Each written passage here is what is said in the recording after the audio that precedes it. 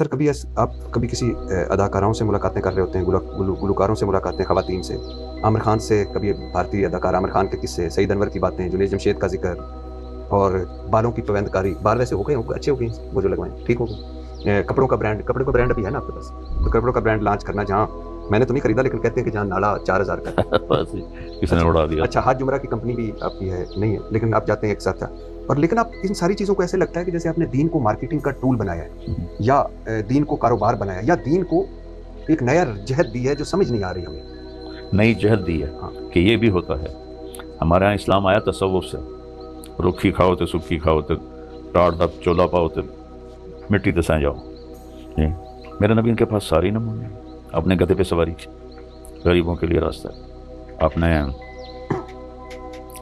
خچر پہ سواری کی، ذاتی تھے آپ کے عفیر یافور، 2 گدھے۔ دلدل فضہ، یہ خچر تھے، یہ میڈیا کر لوگوں کے لیے ہے۔ اونٹ پہ سواری کی، یہ مالدار لوگوں کے لیے ہے۔ عسکر، ثعلب، یہ 2 اونٹ تھے۔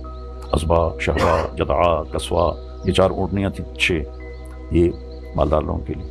اب عالی شان گھوڑوں پہ سفر کیا، بادشاہوں کے لیے، بڑے لوگوں کے لیے۔